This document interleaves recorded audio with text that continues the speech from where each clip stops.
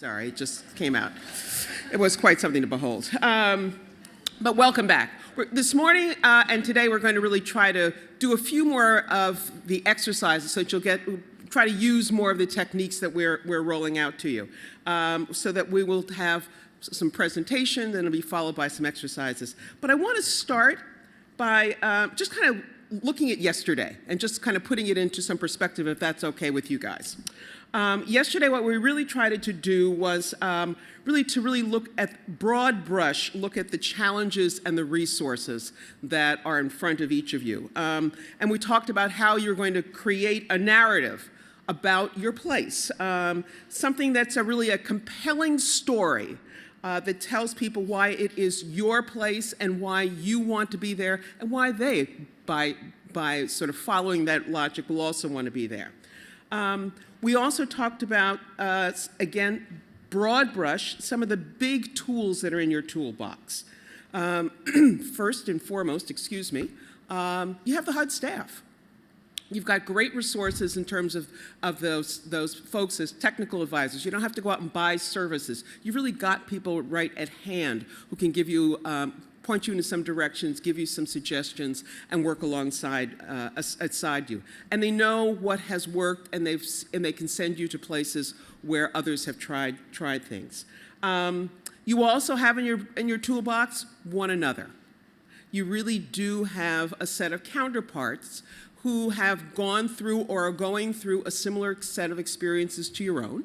And you can turn to them, and hopefully this session, these 2-day sessions, will help you at feeling comfortable. I want to pick up on a conversation that I started, but I didn't get a chance to finish.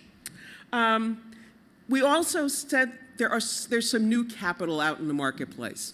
I owe you all a deep apology because I broke one of my own rules. I let letters carry us away, and I apologize because I think we got a little caught up yesterday with saying CDFIs and all sorts of other letters. So please stop us today if we do start to fling around terms and they're not familiar. As we said before, no phrase, no question is a silly question, and frankly, probably the guy next to you wanted to ask it anyway.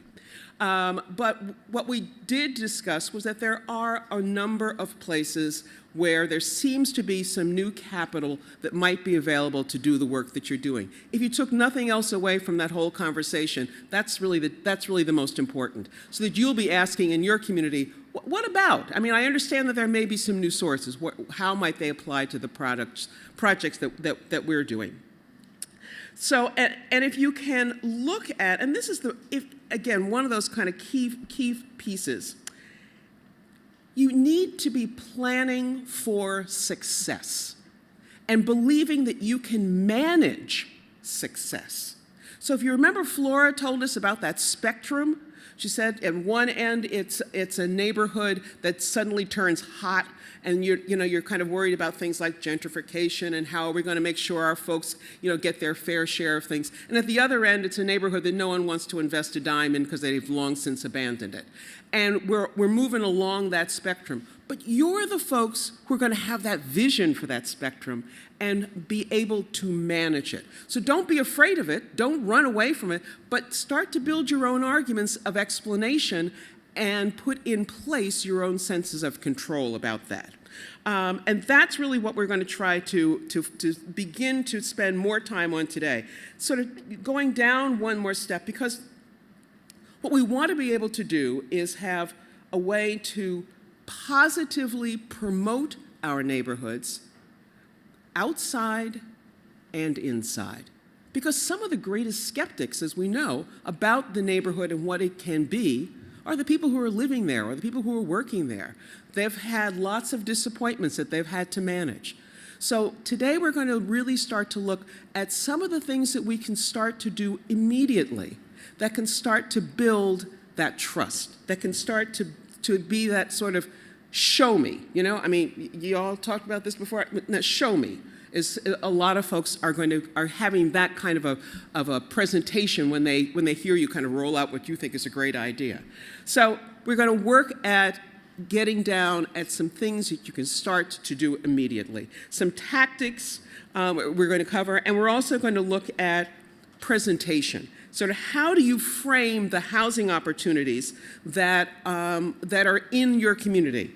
And to really reflect, have that housing and have what you're doing be reflective of that narrative that you've already begun to think through, and to have it be, at the end of the day, whatever you're doing, again, is something that people would choose to come to. Choose your housing, choose your neighborhood. And that's the direction we're going to try to pursue. So hopefully that just gives a little bit of context for yesterday, or at least reminds you of why you sat for all those hours.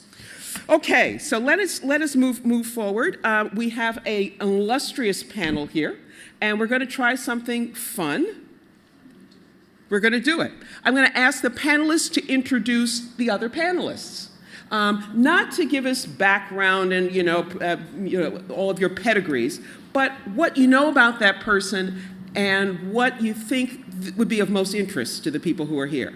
So I'm going to ask Mindy to start, and she's going to say a few words about Mike Schubert. Okay, well,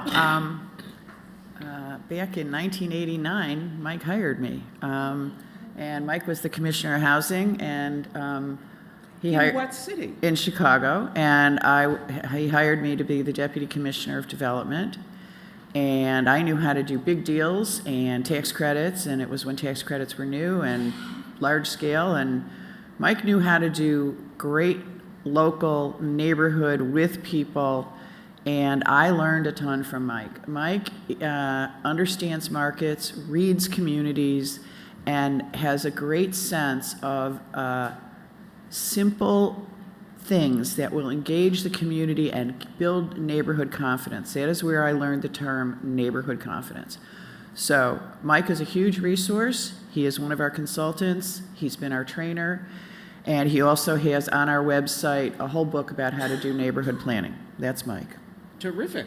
And he's going to have office hours this afternoon, so you'll be able to talk to him one-on-one. So Mike, there's this gal down there named Mindy. Yes. What you know about her? Well, there's a cliche that says, I want to introduce someone who needs no introduction. But I do want to share some things about Mindy.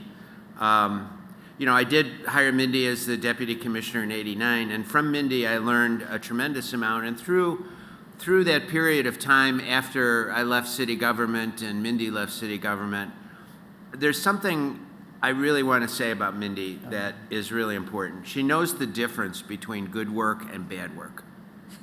Or not so good work. I shouldn't say bad work, but not so good work. She knows what the right thing is.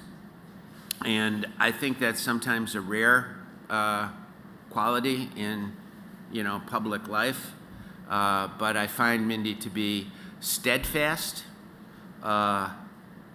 firm, and somebody who you want to stay on their good side.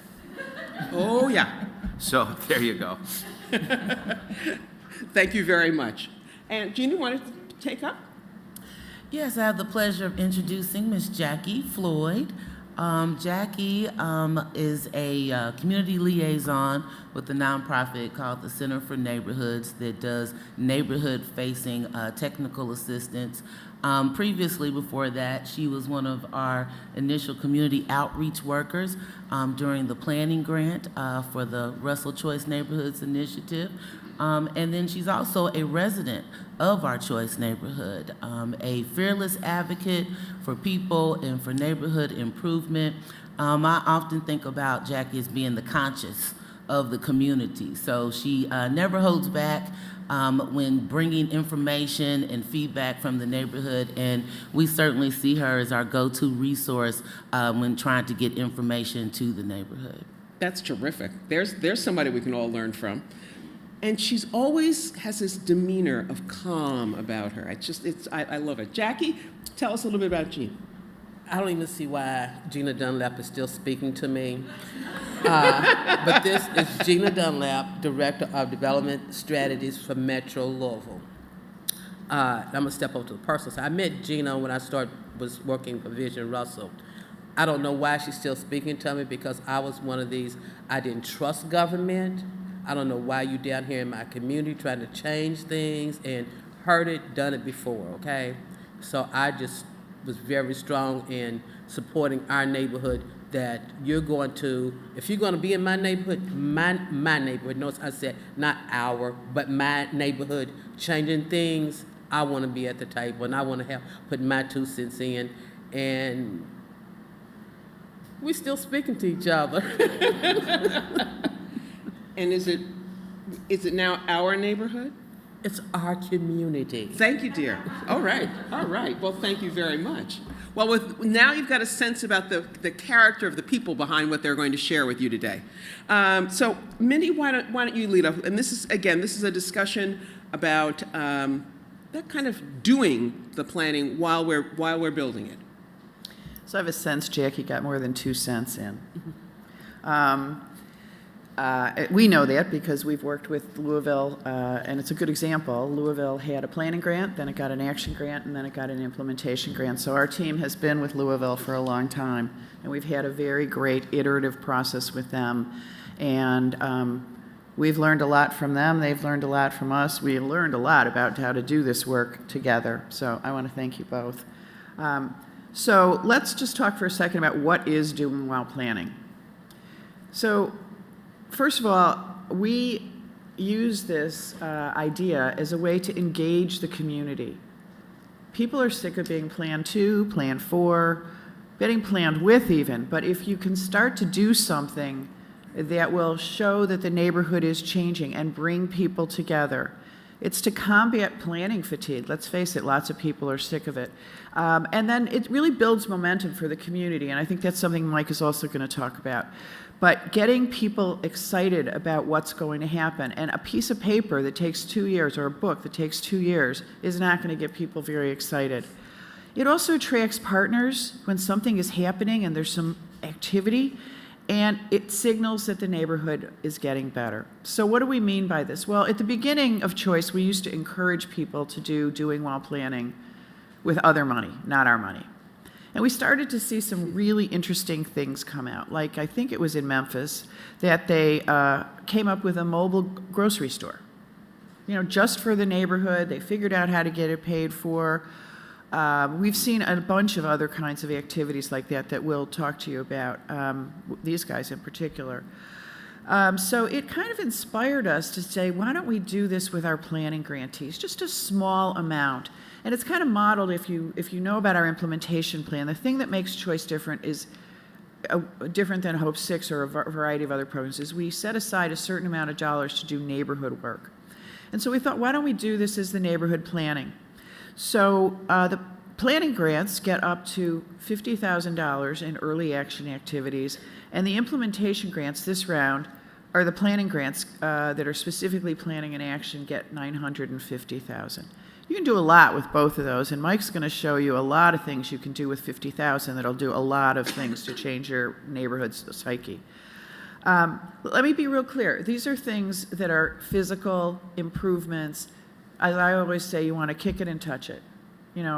It's not to pay staff. It's not to pay for social services. There's other sources for social services. This is very difficult money to get, and it cannot, I want to reiterate, it cannot be used to substitute for basic city services. So let me just go through, if I can figure out how to do this. He told me something, but yes. These are the eligible activities. We've been a little bit prescriptive on this because you don't have very much time, and we don't have a lot of time to go up and back and talk about this. So you can read them. It's reclaiming vacant lots, placemaking, home ownership, and business facades, which are going to be a little difficult to do if you don't have an already set up program, because creating one of those programs will take a couple years. But if you have a player like a neighborhood housing services or somebody who's doing that, you can do it. Food initiatives, gap financing for economic development. So let's be real clear about what you can't do. Like I just said, supportive services, admin costs, basic city, and the housing site that you're looking at, you can't start working on. So why? Because these dollars are the most difficult to get. And what do we want out of them? A visual impact that will, do I have a slide for this one too? Sorry. a visual impact that will spur other neighborhood activities and give people a sense of place. I mean, I think we just learned a lot from McCool about creating a sense of place. Alignment with the other activities in the community. Think about this around where is their development getting better? Where is their interest? Where can you put this that's near the housing that will spark excitement and start creating a sense of where people can target? You know, this work is about targeting communities.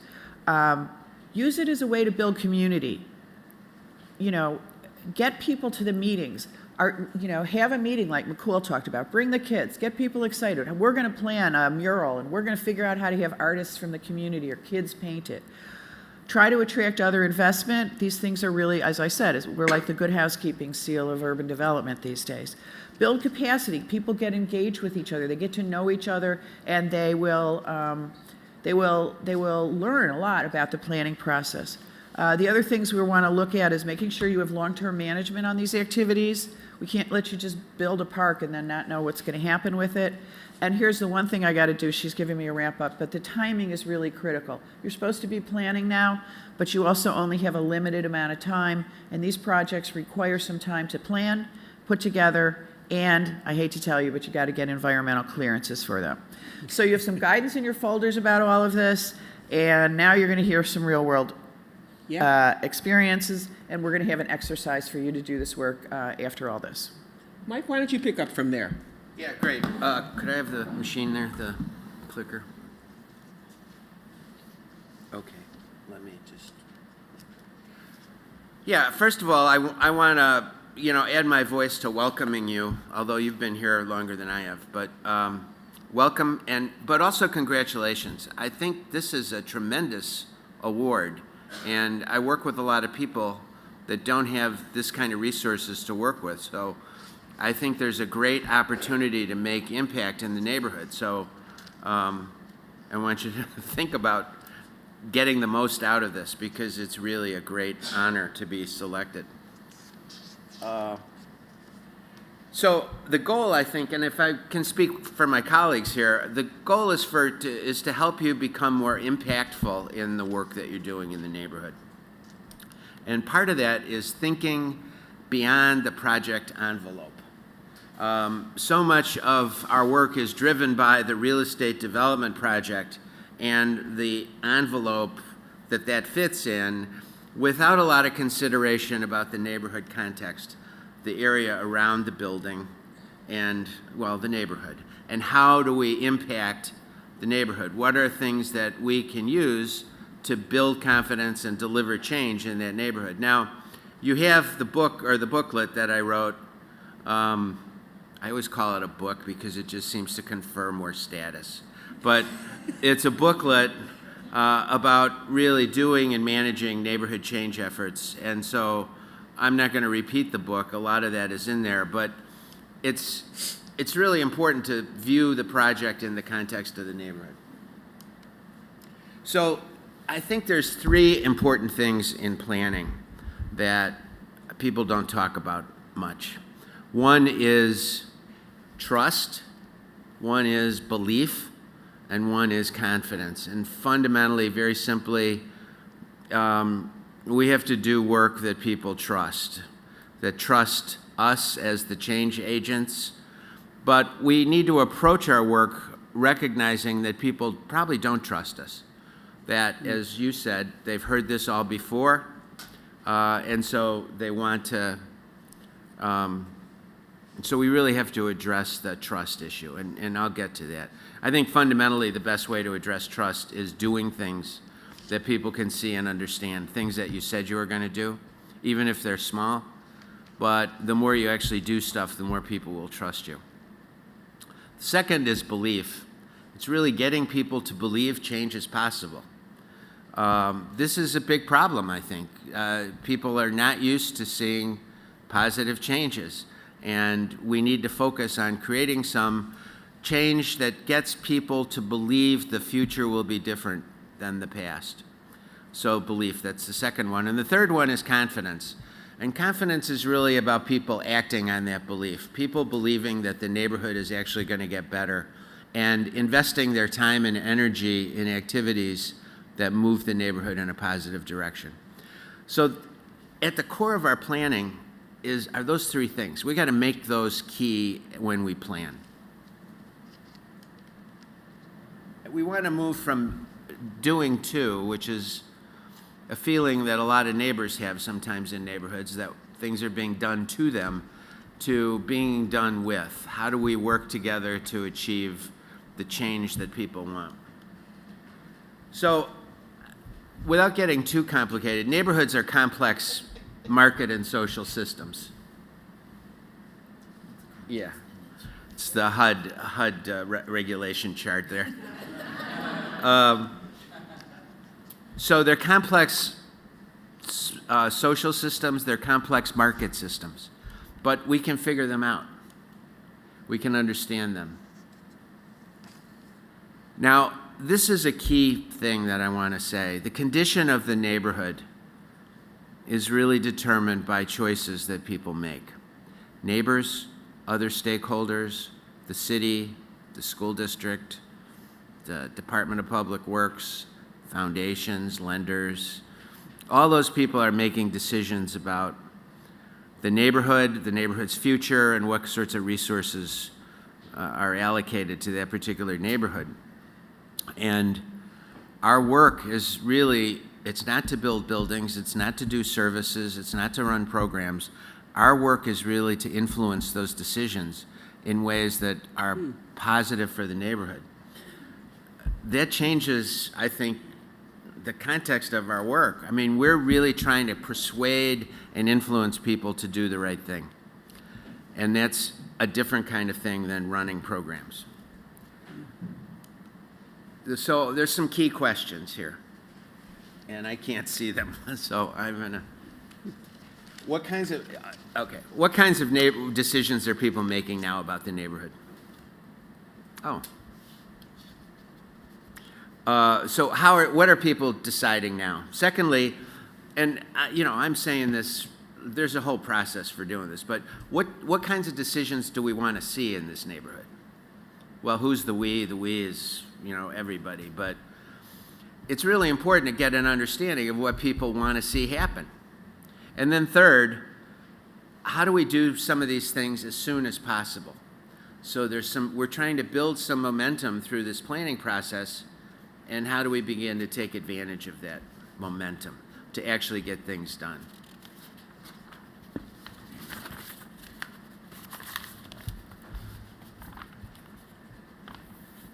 So here's what we're trying to do. Here's what we're trying to do. We want to do things people can see and understand that tells them the neighborhood's getting better. Now, this is very unacademic language, but it's pretty straightforward. Doing things people can see and understand that tells them the neighborhood's getting better. Name one thing that you think is a thing that would tell somebody the neighborhood's getting better. Pick up the trash. Okay, that's pretty good. What else? Anyone else? What's that? Take care of eyesore properties. Okay, that's good. One more. Landscaping. Landscape. Okay. Landscaping. What does landscaping show? Somebody cares. Good.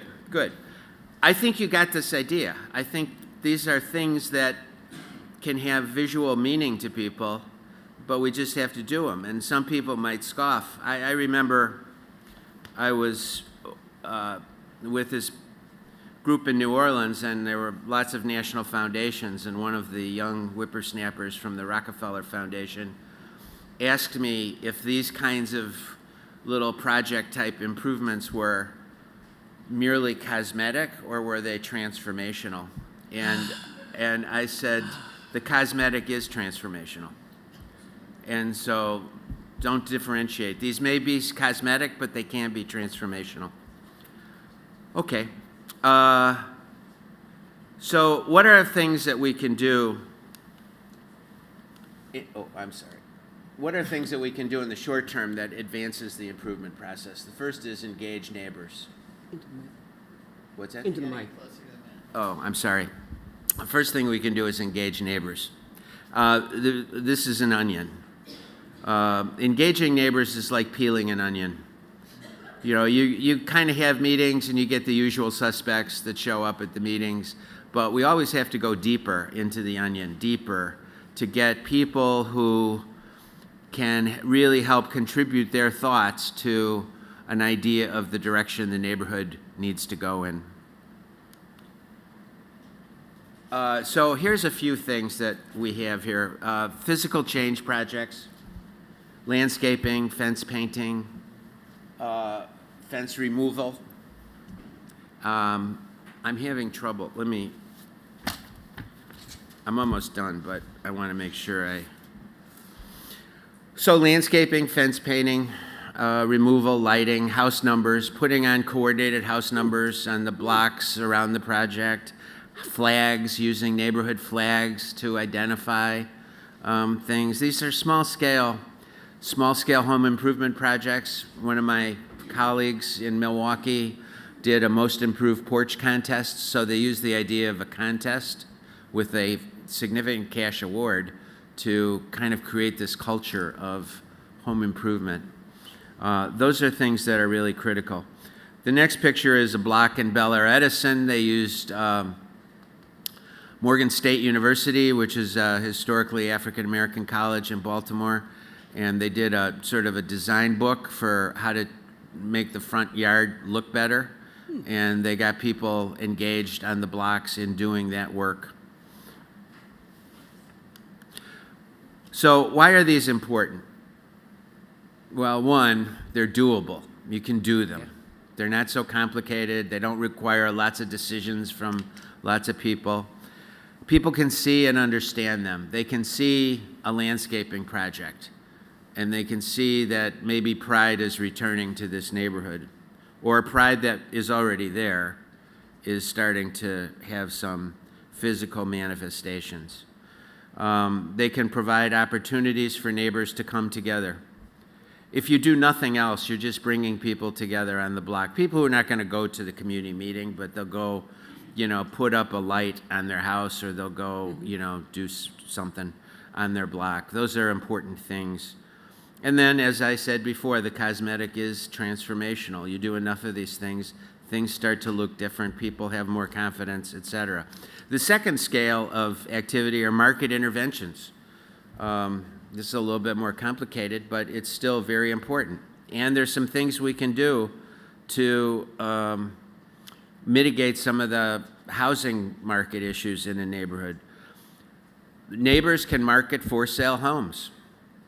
My colleagues in Baltimore did what was called a Pick Your Neighbor Party, where they would work with the realtor who had a listing and invite neighbors to an open house, and then work with neighbors to figure out who they knew that might want to buy this house. And it didn't work every time, but it did instill in people a sense of, hey, maybe we have some control over the real estate market. Maybe we can encourage people to move into this neighborhood. Recruiting quality investors to do troubled houses or properties. I just did some work, well, not just, but earlier in the year, I did some work in a choice neighborhood planning area in Asbury Park, New Jersey. And through some one-on-one interviews, I began to find a network of good investors who needed to be organized to mobilize against some of the bad investors who were buying the properties. Sometimes we don't have to, we meaning the city or the housing authority or the CDC or the neighbors, we don't have to do all the buildings. We can get other people to do other buildings. And then home buyer tours, very simple, just delightful project we did in Milwaukee, where there were groups that taught homeowners how to, okay, I'm supposed to wrap up, but I'll be real quick. You could take people who are involved in home buyer education now and put them on a bus and take them out to the neighborhood, have them meet some neighbors who like the neighborhood and convince people to want to buy there. Now, the social interventions, youth projects, if you want to talk about a particular youth project, which was grass cutting in a neighborhood in Milwaukee, I can talk to you about that. Holiday lighting is something that, in one of the neighborhoods I'm working in now, we did that. And then this photograph on the next slide is a pop-up neighborhood history museum in Chattanooga, Tennessee. It's a great thing to do. I mean, neighborhoods have history. We have old timers in neighborhoods who have stories of the past. It's a wonderful thing. So I'm done. And the best Thank news you. is he's not done. So we have Mike, and we'll double back. But Gina, why don't you pick up and sort of tell us how you've experienced some of this? Sort of what did you do in Louisville, and where did you start? Yeah. So, like Mike, I would like to congratulate all of the cities for making it to this point. And primarily today, we want to encourage you and also challenge you to think outside the box and to really reinforce your belief that you can stimulate a positive impact in each of the communities that you're working in. Just want to give you a little overview of sort of what our pathway has been to get to this point. We are very proud in Louisville, Kentucky, that we have successfully been awarded 3 grants from the Choice Neighborhoods Initiative. So starting with the planning grant in 2015, and then parlaying that into the action activities grant, sort of midway through that process. And then we were just ecstatic and over the moon that we actually got the implementation funds. So it's what I would call a mixed blessing or a mixed challenge, and that, we've got the same group of people, and we've got a lot of people. We're going all hands on deck in our city, but it's very challenging from an administrative perspective to manage 3 concurrent grants. So be careful what you ask for and be prepared to manage it all, because at the end of the day, you really do want to deliver. That is so important to nurturing community trust and really changing minds and growing that belief that something really can happen, particularly for communities that have been disinvested for a long time. So as a result of the planning grant, we have a new neighborhood plan that we're going to have adopted by our Metro Council. We are actively engaged in implementing the action activities and then also getting our implementation off the ground. So today we're going to focus on the action grant component of that. Please. Giving you just some perspective on the community, if you're not familiar with Louisville. We are sort of a gateway to the South. We haven't decided if we're Southern or Midwestern. We're definitely not Northern, right? But historically, our city, or at least this neighborhood, was considered the Harlem of the South. So a lot of distinguished history over the years. This was the place where the black middle class lived and worked for many years until the days of urban renewal. But, we still retain that history and that legacy, and we want to remind new generations and newcomers of what that history is. There's a remnant there, but we really want to polish off this diamond and remind people of that legacy, and also challenge younger people and current residents to think about a bigger, brighter future. Yeah. So we're located right next to the Central Business District. The city of Louisville is about 1.3 million people in total. We're merged county and city government. The Russell neighborhood itself is about 1.4 square miles. That translates to about 138 city blocks.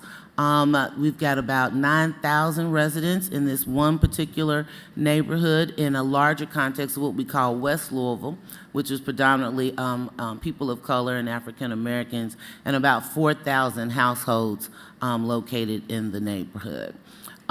We've got a lot going on in Russell. Because of the close relationship between Louisville Metro and the Louisville Metro Housing Authority, we bring all the resources of Metro government and all of our related agencies, whether it be transportation agencies, workforce development agencies. We've got a lot of activity going on that's represented in the map that you see behind. And so as we were trying to be strategic about how to best deploy the action grant activities, we wanted to take all of that into account. So I'll leave it right there. Okay, tell us a little bit about how you've been able to sort of move. I guess really we should really be asking Jackie to say. So how did you move from a little skeptical, shall we say, to really feeling as though there was some legitimacy and something here to get behind? Because I have walked, my colleagues and I have walked, my other outreach workers, we were hard to do the outreach to try to engage our neighbors. So in order for me to engage my neighbors, I'm going to have to believe in this plan myself. I'm going to have to understand it and believe in it. So I got to talking to Gina, and I got to talking to other people in Metro. I got to reading how other cities have done it. And I said, this might be good for the Russell community. But as a resident, we have to be actively involved and engaged. Jackie, tell us, what was it that seemed a little different to you? How did you get to that point of being tempted to really put yourself out there for it? They were asking us our opinion. They wanted the residents, the neighbors at the table. That was the difference. Usually, and I'm speaking about my experience, how Metro has already have set the table of what they want in the community, how they want the community to be, and so they give the residents choice of A or B. But this time, they were asking us our opinion, how we want our community to be, what action activities could they do to make our community a better place. And they kept using the word, our community, we need your input. Can we maybe dial back to even the planning grant? One of the greatest resources we had from having those that grant funding available to us is that we hired full-time community outreach workers, and Jackie was one of those original people at the very beginning. Before we had anything to show for it, and entering to mindsets that were like, yeah, we've been here before, we've seen this. Can you kind of share what it was like being on the other side, from resident to community outreach worker? I hope Gina not still speaking after this is over with. She's asking me this question.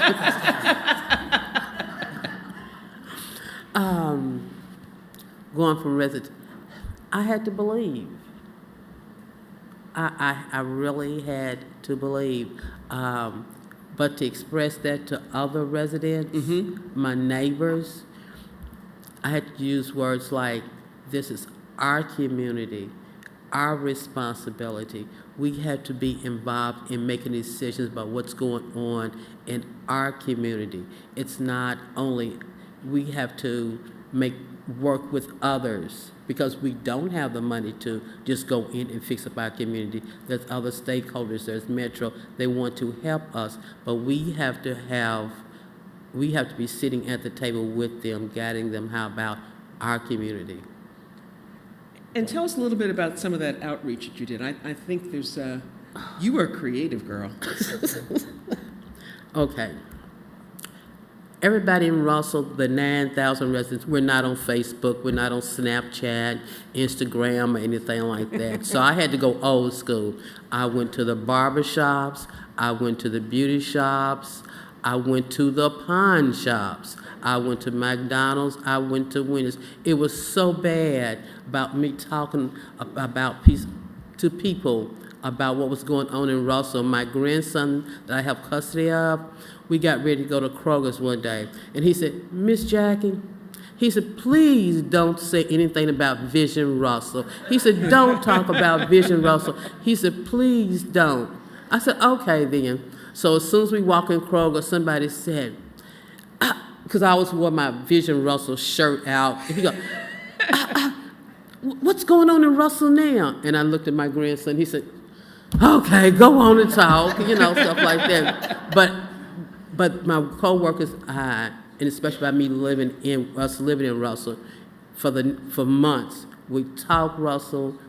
everywhere we went, we talked about what was going on, about, did you see the new thing they did? Did you see how they cleaned up, how the neighbors and Metro cleaned up this area, how they painted this?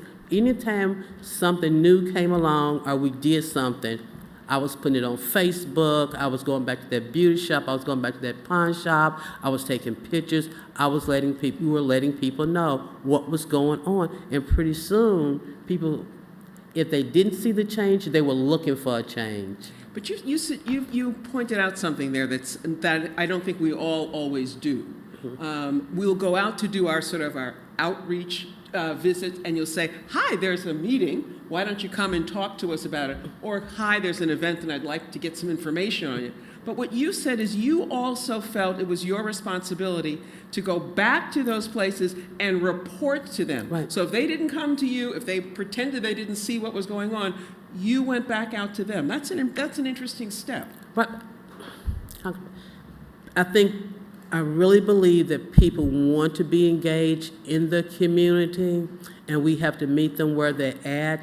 And by me going back to them and telling them, okay, A, B, C, D happened at the meeting. The next meeting is such and such a time. Can you come? We're going to have babysitting. We're going to have food. And you don't have to say anything. You just can come and just listen to what's going on. If you want to say something, just text me. Because everybody had my cell phone number at that time. They still do.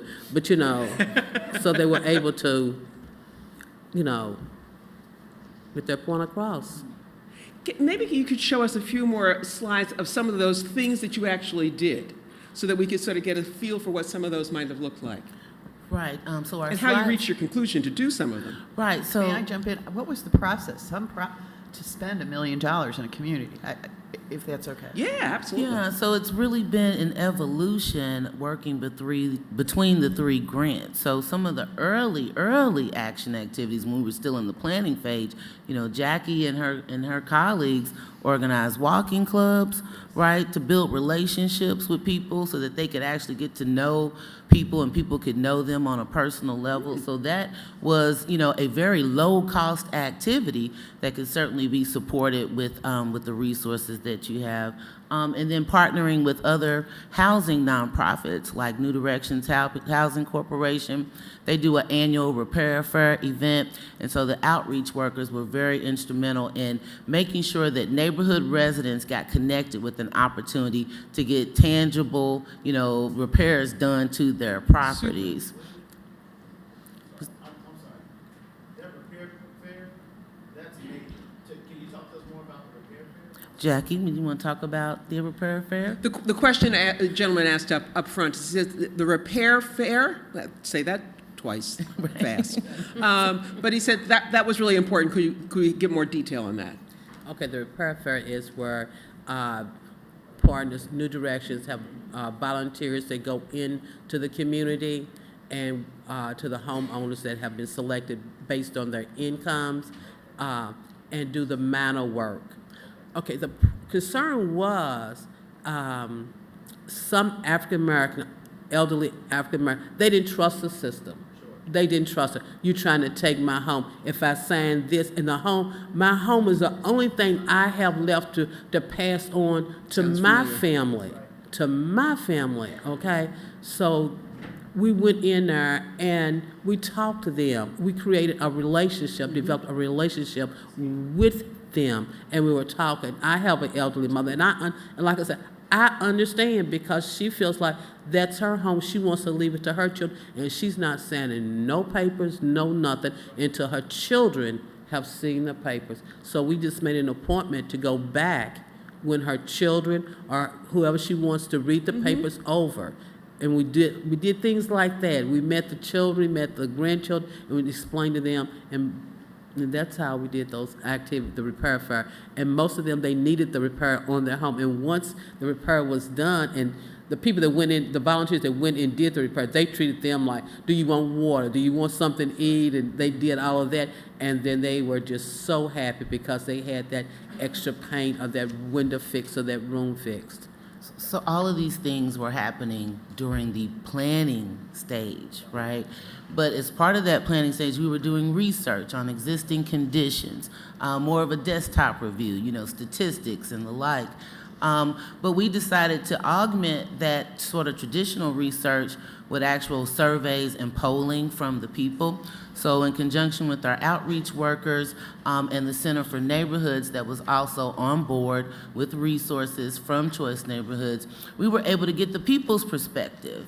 So not just observations on what we think are lacking in a neighborhood, but asking the people, the residents, in a formal poll that we provided incentives to people to answer the questions, like tangible gift cards and things that show respect and value for the Not people's paid with time. HUD money. Not paid with HUD money. Yeah. Correct.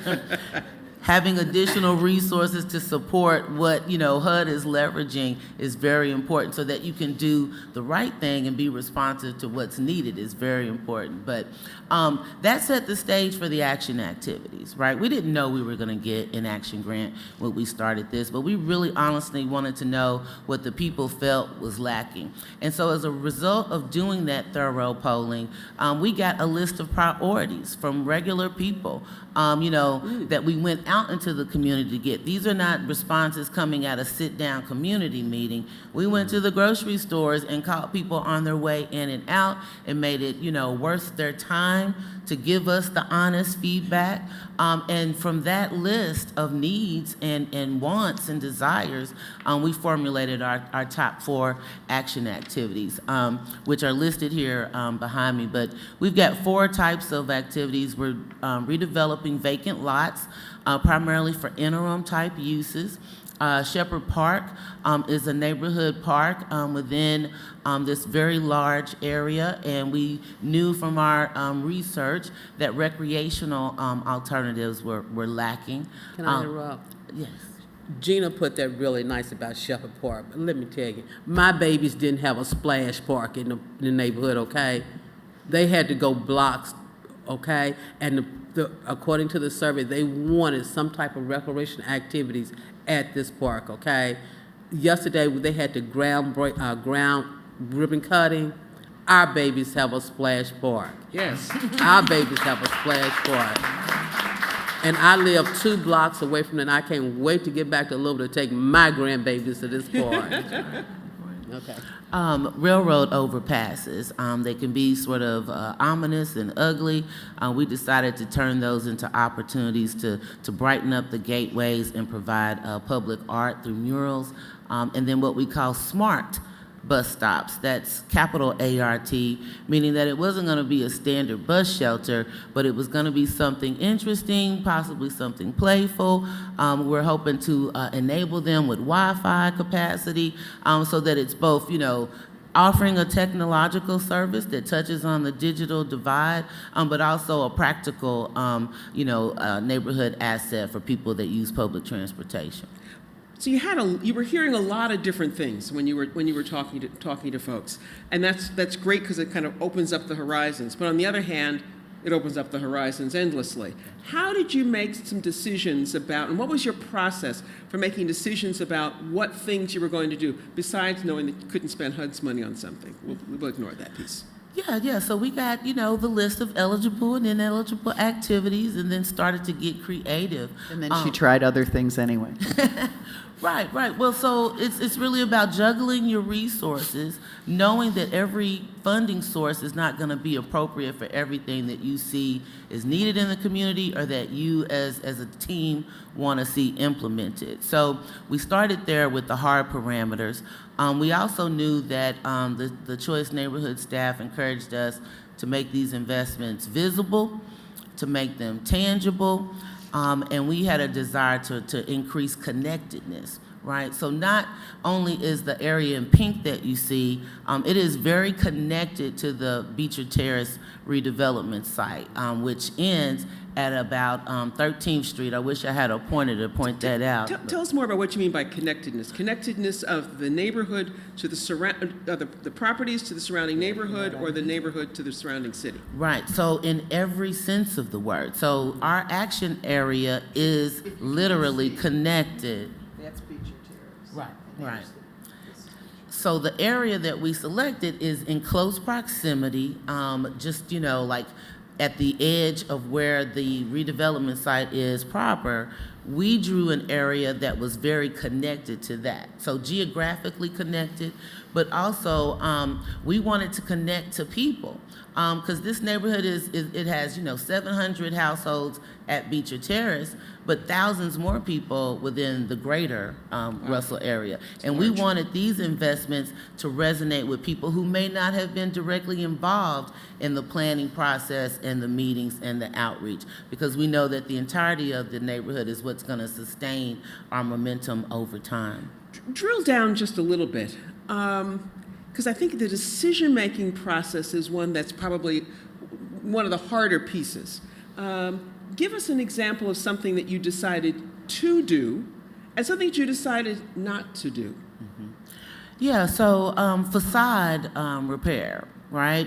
So we talked about neighborhood, the repair affair, and a lot of people need facade or exterior repairs done, but we decided not to go that route because there are some long-term implications from some of the eligible activities that we realized from a capacity perspective, bandwidth perspective, was probably not going to be something that we felt we could really deliver on, the long-term implications.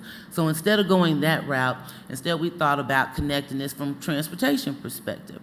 A lot of the projects that we're doing occur in the right-of-way, or they're utilizing metro government resources. We have a land bank authority, we have vacant lots that are available for sale to the general public.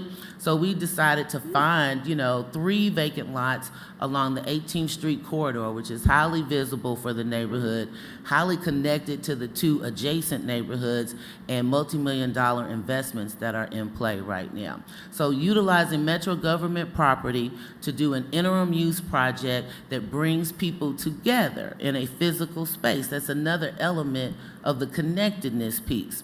I often grapple with perceptions in certain neighborhoods about loitering, right? You go to world-class cities and people are encouraged to loiter all day. But oftentimes in disinvested, right? Like you go to Rome, you can hang out in the public square, nobody's gonna ask you why you're there or ask you when you're leaving, right? But in, disinvested neighborhoods, it's often difficult to bring people together for perfectly innocent reasons, just to connect and have fellowship with one another. And this is something, that senior citizens and retired individuals often really miss out in terms of just knowing who's in the neighborhood, what's going on, and being able to sit there as long as they want to. So we're using vacant lots as an opportunity to create community space, to get people connected to one another, to get them connected to what's going on around them. And that, works in a reciprocal way when people coming through or visiting the neighborhood see that type of activity happening, it changes mindsets and perceptions. Yeah. Jackie, could you speak a little bit to your colleagues here, sort of what advice you would give, particularly around this question of making decisions about which things to do? Because you're the front line. At the end of the day, Gina went home, right? But you're on the front line. You're going to the grocery store, you're walking down the street. How did you explain to people, and how did you make sure the process followed a course that you could stand behind and feel made sense and had some integrity to it? Okay. I was on the selection committee for the 4 projects. Okay? Say that again, please. I was on the selection committee for the one of the 4 projects. Okay. So there literally was a selection committee Right. for projects. So that one we haven't described. So that's a great technique. Okay. And one of the things, the art project, the overpasses, as I call it, the viaducts, and just talking to the neighbors, just talking to the residents, they like that idea to paint those, to make them a reflection of Russell.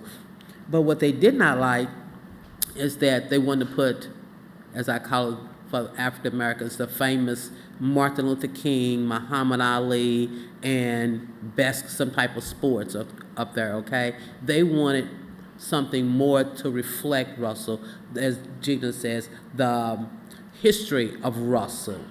How I. Willis Cole, the first African American newspaper owner in Russell, they wanted something like that, or the Liberty Defender, our first black representative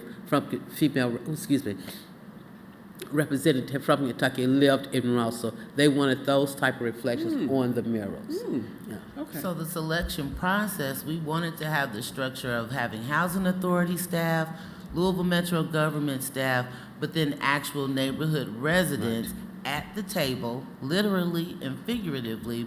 And Jackie very much was a conduit, you know, and a gut check for us, for people that are not necessarily in the neighborhood. And when did you set up the selection committee? Was it at that beginning, at that early planning stage? Right, so we felt fairly confident because we chose our 4 activities from the polling results. Right. But then we still had to flesh that out and not sure that, you know, we ran away on our own devices without, you know, checking ourselves periodically and making sure that, you know, the type of art, the people that are reflected, the topics that are covered, even how we went about selecting the contractors, the vendors, and the artists, the neighborhood was very much a part of that.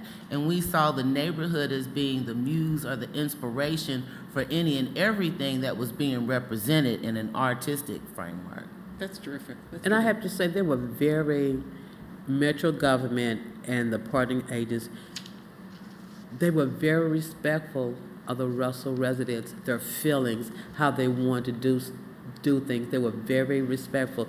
They thought, Metro might have thought they had a great idea, and when they began to flush it out among the residents, and the residents looking at them like, okay, they went back to the drawing board. So they were very respectful of their thoughts and their feelings. Well, it sounds like it was both respectful and they took advice from them. It wasn't just that they heard it respectfully. Right. So that's terrific. Mike, would you be able to, Just quickly shows the slides. sure. Just real quick, here's a sample of the 2 of the vacant lot sites. One is called the Lily Pad, and this is going to include a movie mural wall where in these projects we have a neighborhood stakeholder that is really the project leader and sponsor, and we see ourselves as supporting them. So Pamela Haynes is a restaurateur. She owns the building. We're going to do a movie mural wall so that she can sponsor, movie night. Then we also have another project called Opportunity Corner. We're going to be using shipping containers to create meeting space on the vacant lot, along with the public orchard, and people are going to be invited to use that space for meetings or to have resource events. Here's a snapshot of the Shepherd Park improvements with the new spray ground. And from the photos we received yesterday, this pretty much is what it looks like as of today. There's Jackie at the groundbreaking, and so we've been able to deliver that project on time and on budget with the features of having animal footprints along a walking path in that park. The railroad gateways and murals, this is a snapshot of what they look like today. And even though some of them are on major thoroughfares, we picked 2 that were on side streets and are hoping that the art will not only make it prettier and beautify it, but that it makes it brighter and safer at night for pedestrians that are going through those railroads. And that's one of the design concepts that's coming. And then finally, some examples of our smart stops. The 2 with the multicolored panels, those are complete, are in place, and so there's a lot of neighborhood buzz about those. We're getting lots of neighborhood reaction, and I would even say that even if it's, positive or not so positive reaction, it's the buzz that you're looking for. People are noticing that we're making these investments, and then the other ones are about to be delivered shortly. But you can see they're very different from standard bus shelters. We did partner with our transit authority and the Department of Public Works for the baseline materials required in the ongoing maintenance, but the action grant activities have paid for us to get these, Take them really up another radical. notch. Yeah. That's great. That's great. Mike, could you give us some of your reactions to some of this? It sounds to me like... Well, I thought it was fantastic. I thought it was fantastic, but there's a couple things I want to highlight. One is this idea of going out to the community. Too often we want to get the community involved. We have a meeting, we invite people, and they don't show up. Here, I think we're going to the beauty shop, we're going to the barber shop, maybe we're going to the PTA meeting, we're going to places where people are. That's really, it sounds simple, but make sure when you're doing your work, you're examining whether we're going out to people. So I think that's really important. And then there was a second point, which I forgot, but I thought it was great. This idea, it really reconfirms these ideas of doing things that people can believe in, that see change. It's really a wonderful example of that. And let me just confirm, because some of the examples that you showed us were costly things to accomplish. But it sounds like part of your selection process was to pick projects for which a potential partner would be able to be the deliverer of it. You would be specifying what the neighborhood and the residents want. But you didn't have to raise the money or find the money in your own budget to execute. Right, we were not starting from ground zero, and that helped to influence the activities that we highlighted.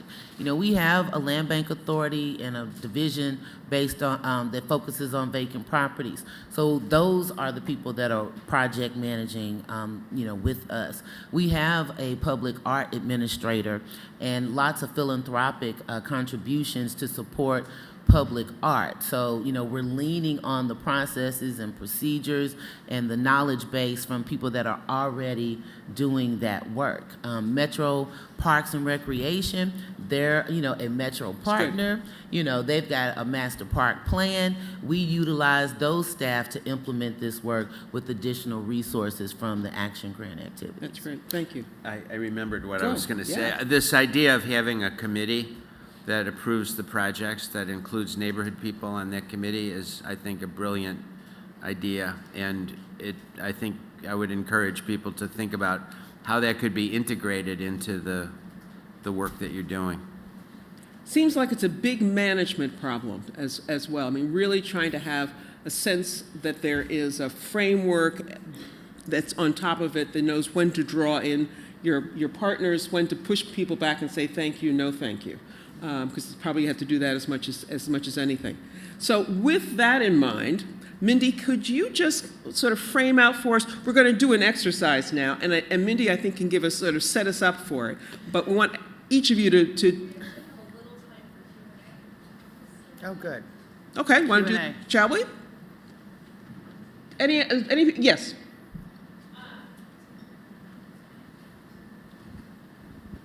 I was impressed by the list of improvement projects that you're doing, and to me, it definitely had a price tag that seemed much higher than $1 million. And I hate to dive into more detail, but could you explain a little bit more about what other monetary resources were brought to the table to make those happen, and who brought those resources? You're exactly right. I failed to mention that Louisville Metro government pledged a $375,000 match for the $1 million action grant.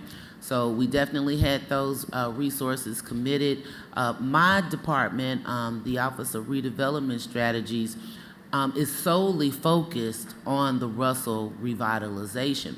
So I had the benefit of having some discretionary resources in my budget to cover either things that were ineligible from a grant perspective or that they were unanticipated expenses. A lot of these projects we've never, or some of them, like the gateways, Metro's never done a gateway project. So just in terms of insurance, liability, and things like that, I had the flexibility of utilizing some of my resources to cover those things. So that's something to think about again at the onset. Do you have any contingency or flexibility available? So I'd just like to add that for the action activities, we always require some form of leverage. But what I want to be clear about is, the choice money didn't pay for the bus shelter. It paid for the above and beyond. The park if it was a normal function in most parks, we wouldn't pay for it. It was just something that was special, and we required a guaranteed maintenance agreement. The vacant lots were lots that the city already owned, and they didn't change ownership, and they're interim use so that they might get redeveloped one day. So you can see that's why the containers are on it. So all of these things were like, the choice money sparks it to be better or to get people to think about it, but it's not to pay for it all. Yeah, great. Other questions? Yes, sir. Hand over here. Just waiting for the microphone. Yeah, you know what? I think one of the interesting this is really impressive, and for us, what I'd like to some guidance on, or what I'm confused about, is just setting up that committee, that process, and how you drew from your different areas. I mean, at the end of the day, this all blends together, but it doesn't start there. We're starting with a neighborhood group. You know, we're starting with a people group, and these folks are all going to be generating their own sort of ideas. How do you pool all of this? How do those ideas sort of get slotted in and one rise above the other? And how did you get that set up, I guess? So there's no magic bullet, but the biggest salve is communication. Like, you really have to talk these things out, manage expectations, encourage people to be forthright and honest, but also be honest yourself and saying that you may not be able to deliver everything that they want at the same time that they want it. This process is about a continuum and keeping the momentum going. So, in our case, we knew that we were going to have a major redevelopment at Beecher Terrace, but that it was going to take us several years to make that happen. So these projects are something tangible and practical that meet needs that came from the people we were talking to, that shows proof of concept and that we actually can deliver. Now, there are certainly things on people's minds that they would like to see happen in the future. There are other neighborhood parks that we know are important to residents. So we're not going to get it done now, but we're making the commitment, one, that we heard you. We're going to deliver this, keep you posted on that, and then that builds the trust and reciprocity that, again, keeps the momentum going as we find more partners and resources to tackle those things later on. Great. There is kind of maybe an overly specific answer to your question. It's sort of, how do you organize this kind of group? My experience is that the first step, it's sort of a two-step process. The first step is to pull together a nominating committee.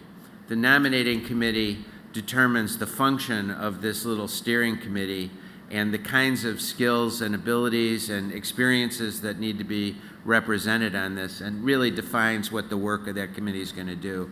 And then it goes through a nominating process where people are encouraged to apply to be on this. And so that gives it some kind of credibility in terms of how it's being developed. And transparency, so everybody knows the process. Exactly. So, Mindy? if I might, I think one of the things that's really important to observe here is that Gina has got a very high-level job, but this is her top priority, and she probably dedicates how much of your time to Russell? 100%. Yeah. So this is not a part-time job for a city person. You guys have to really understand that there needs to be a full-time herder of cats to get this process done. This is not something that some part-time, mid-level, lower-level planning staff can do, because it takes smarts, it takes ability. She has the ability to talk to the mayor. She has the ability to just pick up the head of the housing authority and say, what are you doing? So, and she also has the smarts and this capacity to also pick up the phone and talk to all the residents. So you got to find somebody who's managing this process all the way through, or it's not going to work. I hate to be so, but No, it's key. Time for one more. I have a hand over here. Hi, I'm just curious. It sounds like there's sort of two different focuses with these projects. You have the kind of the redevelopment of the housing specific site, and then you have the neighborhood work. And it sounds like, to me, if I'm right, that you've really been spearheading, with your position at the city, the work in the neighborhood. And then I'm guessing maybe the housing authority was working on the housing piece, or is that accurate? Can you talk a little bit about how those two pieces of the project mesh together and how that's managed? So early on, when I said you had the basic same set of staff managing 3 grants in parallel fashion, that is very much literally what I mean. So I'm heavily involved in the actual redevelopment and serve as a liaison and a coordinator between Metro and all the regulatory processes and the Housing Authority, which is a related agency, but still not Metro government proper. So, I very much spend time ushering through, communications and updates, the regulatory procedures. But again, that gives me such a high-level perspective when it comes to, where we're siting bus stops and how we're doing public art. I've got enough context and up-to-date, timely information that I can help us avoid, some pitfalls and make suggestions on how we can enhance what we're doing. But Gina, if we brought together the development team for the housing that's being built, who's sitting around that table, and how is that set of people different than the set of people who are sitting around the table to describe some of these improvements that you've done? So myself, from a redevelopment perspective, we also have our Director of Advanced Planning that oversees everything from brownfields, transportation, and public art. So we're two of the key Metro people that have a very cross-functional perspective on all of these. But we are at the table with, residents, people like Jackie and the selection committee, offering that input, because we also bring the history of what happened in the planning perspective, right? So we all have staff as well that we assign to expand our bandwidth and capacity to deploy specific projects. I mean, at the end of the day, our action grant is 14 individual site locations. And so I'm not managing every single one of those projects, but I am very involved and in the weeds on how those things are happening. But Jane is also involved in all of the housing redevelopment and the regular meetings and all of that. Just understand that the action activities came first. So, those are getting implemented while the housing is still being planned. It hasn't started yet. So it's in relocation. So it's a phased kind of activity. But they were very involved in helping select who the development team was. There was a lot of ongoing, and in the setup like this, she has the ability to be at the housing meetings and then go to a community meeting and explain what's going on with the housing. So there's a important crossover, but it's about the phasing and the timing. I mean, to go to Jefferson County Public School System and explain to them what is going on, because they factor into the relocation decisions, being able to talk generally to the administration and all of the chiefs and directors in Metro government, so that they understand where their agencies have an opportunity to tie into what's going on and keep that momentum going. Great. And I just also like to say that I think that the process that's gone through about the action activities is leading to what some of the work will be with the CCI activities on the implementation, which is $4.5 million. Yeah, that's great. We have one more hand in the back of the room, if we could. And if I could just real quick, so Gina with the city, they are actually the co-applicant.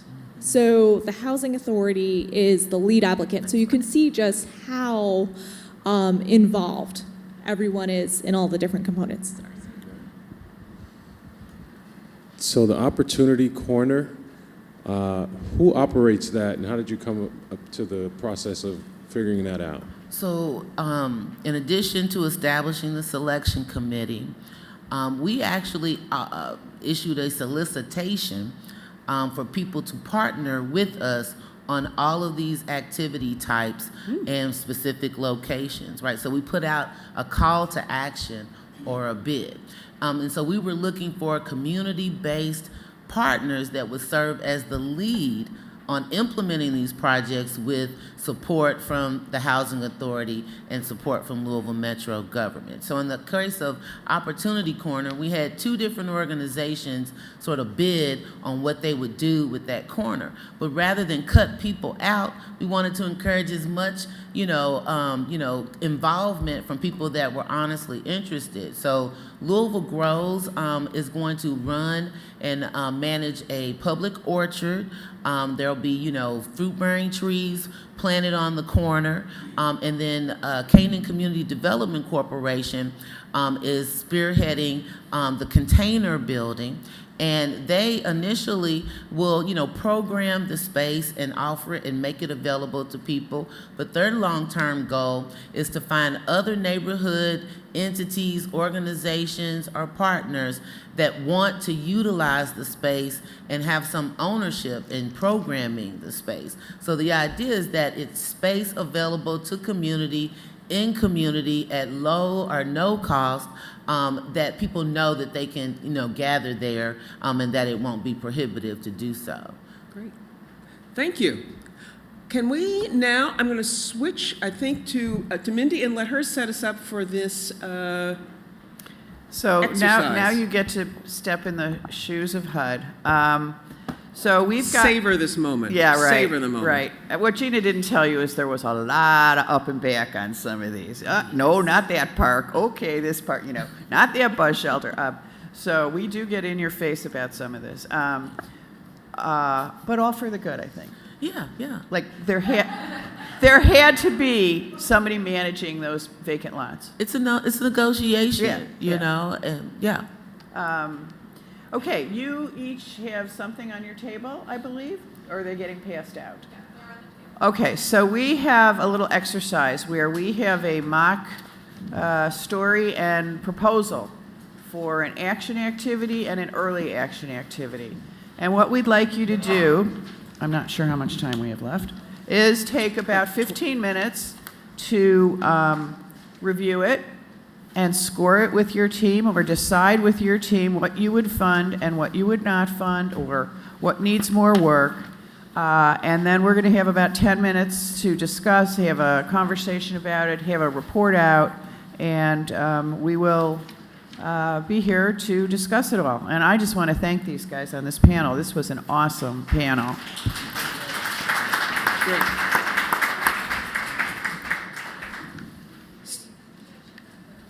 Oh, okay, so up on the board here, we have the list of what are eligible activities. We also have, for each activity, the things you should be discussing after you read it.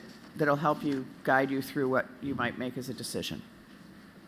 So it's going to take a minute to read, so why don't we leave people with enough time to do that?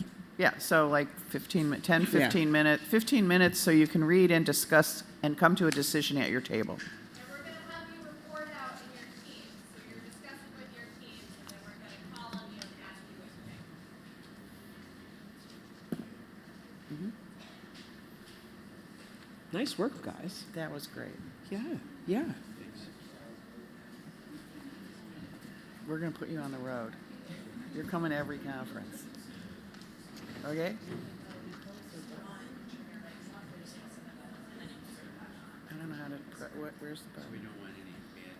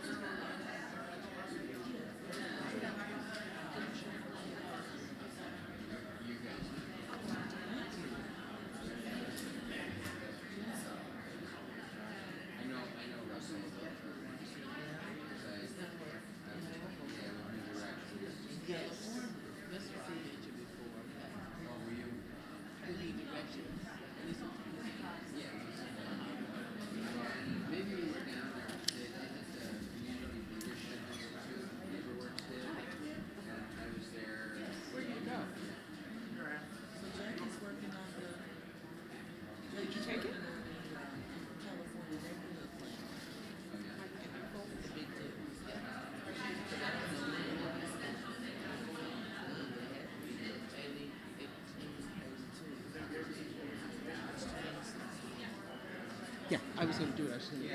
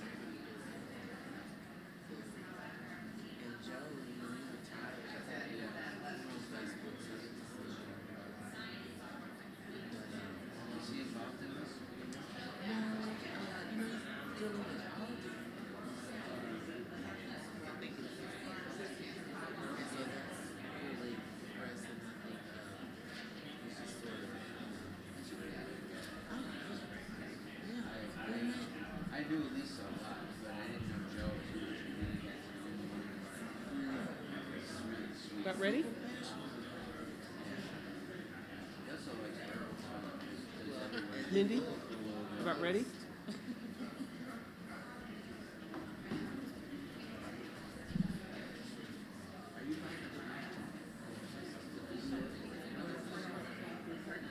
Huh?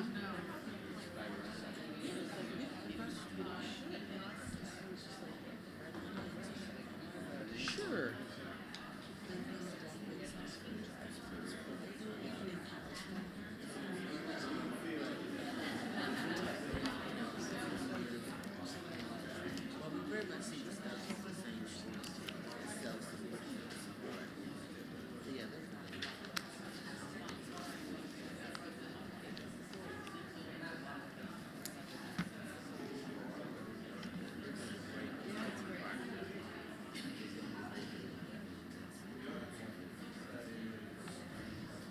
Okay, how we doing?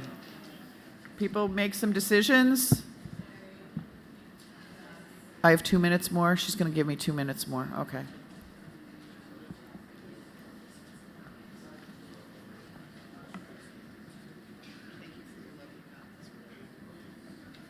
Oh, you're welcome, Mindy. Likewise. I hope it was okay. I didn't really have a lot of time to prepare. It was better that way. Probably a good idea. I wouldn't even tell you whose idea it was. Not mine.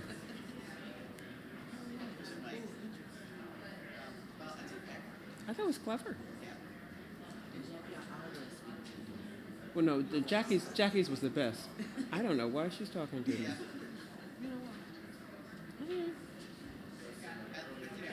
I thought Mike was going to say something worse about me, so when he said it, I was like, oh, here it goes. I wouldn't do that, Mindy. I did say it was important to stay on your good side. Yeah, he said, oh, yeah. I heard some laughter from Yeah. It was cramping up. Yeah. Yeah. It was cramping up throughout the whole session. Yeah, an amen.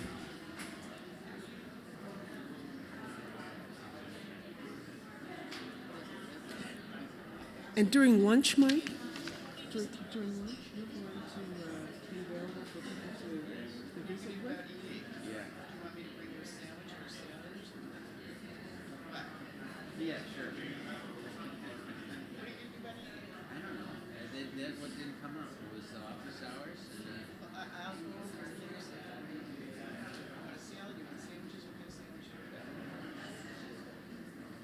turkey with Swiss mayonnaise, onion roll, or whatever, some kind of roll, kaiju roll, lettuce and tomato. Yeah. But you should do that, Mindy. You have minions that can go over there. Send them a few games. It's not going to be like carved turkey. It's just going to be lunch meat turkey. It's going to be consulting. The kind you get at the airport. The kind you get at the box of lunches. So Mindy, I think what you need to do for these early actions is to remind everyone the actions of penalties was a stretch, but I thought I could say it.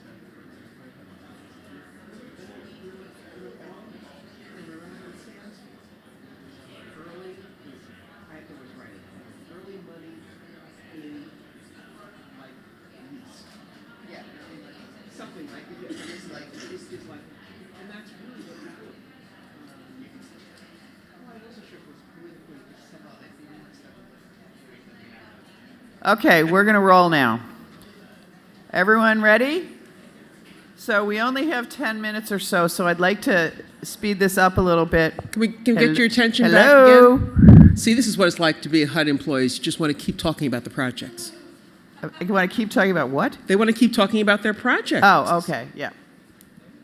So, instead of having each group report out, what I'd like to do is first explain that we have an early actions group, which are those of you who didn't get the action activity, and then we have an action activity group. So Los Angeles, Lewiston, and Philadelphia have the action, and the other groups have the early actions, except that the other Lewiston, et cetera, can also do an early action. So what I'd like to do, and your stories are pretty much the same for the first two. So could you just sort of let me know how, as a group, like somebody from each table would just say yes or no? How did you come out on the Boardwalk Avenue improvements? Yes, no. So we have a no vote over here. Cleveland votes no. Anyone else for Philly votes yes. Philly's got a yes. All right. Come on, at least every. Chicago Heights says yes.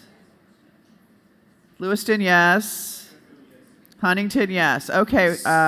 Could we have a little bit of? Okay, so for Cleveland, why did you say no?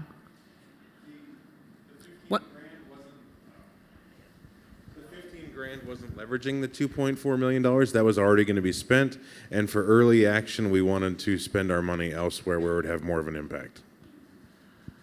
Okay, that's certainly your choice. But I would say that for the HUD people, what we would say is yes to the placemaking activities and no to the complete streets. People get that? But we weren't asking for complete streets money, were we?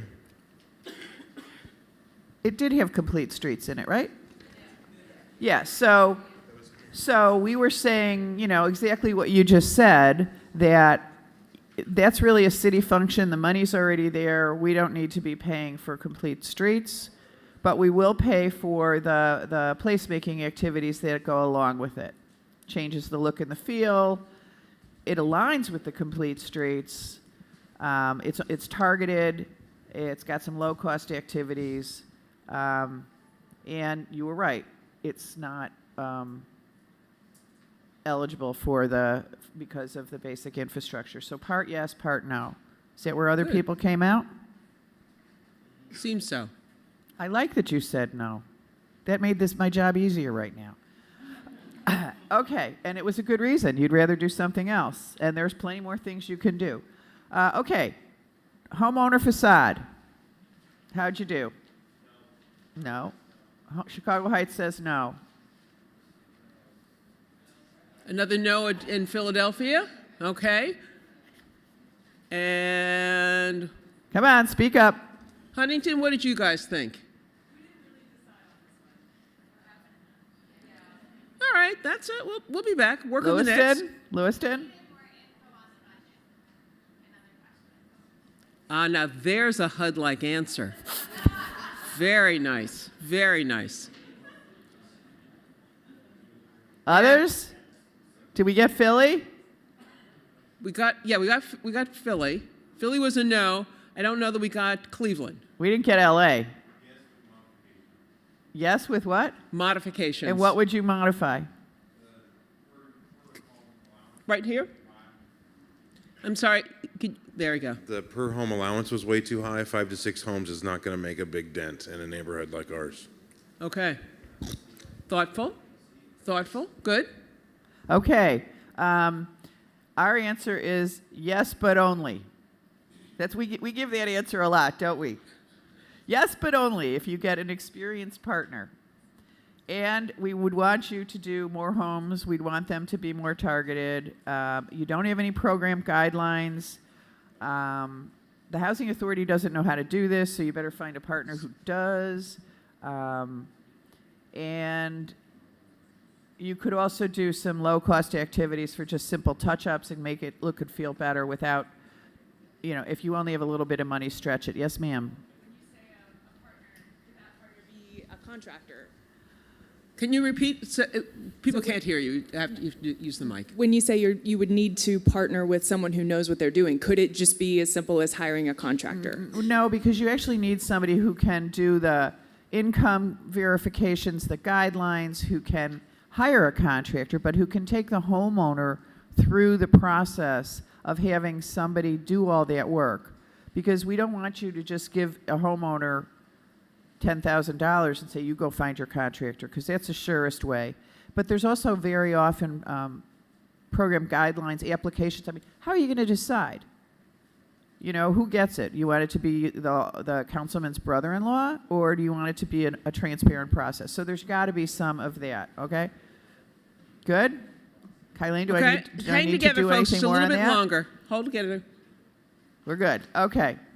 Now, we have two slightly different ones for the food. So on the early action activities, I'd like to know what you all thought. This is So not. which- this is which- not Philly, LA, or Lewiston. Cleveland, let's go. Come on, you're good. You talk. Cleveland says yes. Cleveland rocks. Let's go. Having a representative of the Cleveland Clinic with us, we had no choice but to fund this project. This is the way decision making is genuinely made. Very nice. That's Cleveland for you.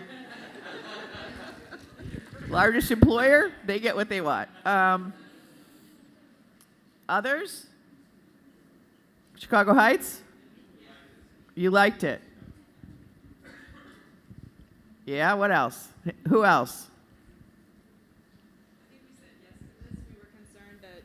Could someone? Thank you. We said yes to this. We were concerned that the funds were pending, the other funds were pending, and so there wasn't a guarantee there. But we have a local food market in our town that already has a bus, so we're ready to go on this one. For us, it would make a lot of sense. Perfect. That was one of our, that would have been a Good. condition. The condition would have been that you needed to have your USDA award, and you would have needed to have a stop or two closer to the housing.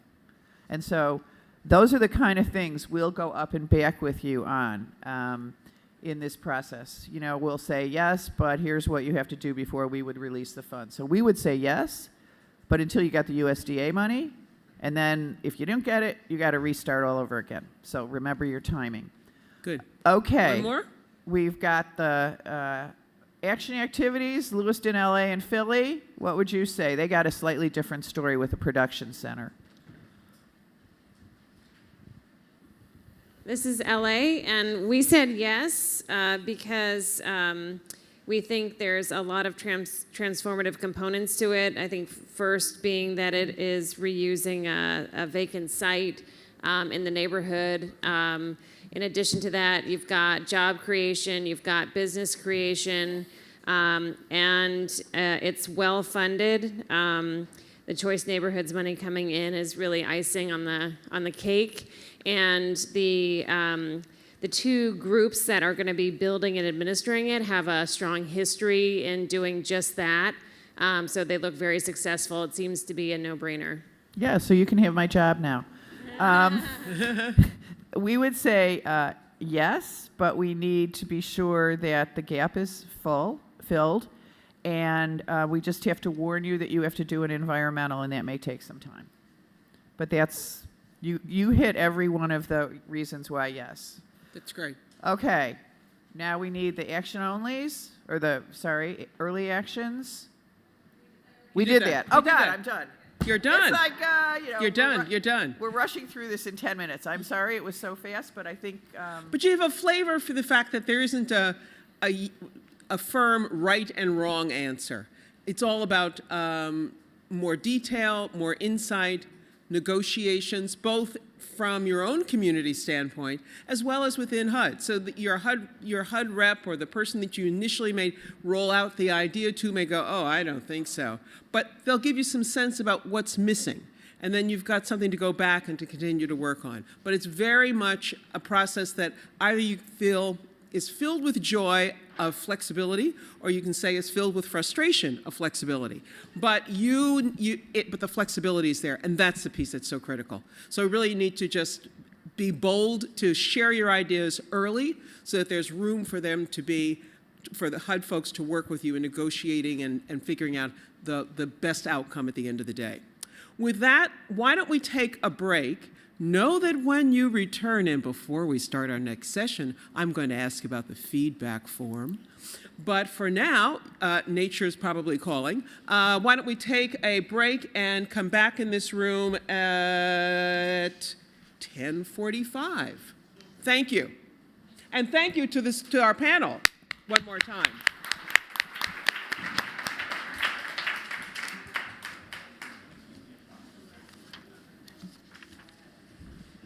One more thing, as you're walking around and you get back early,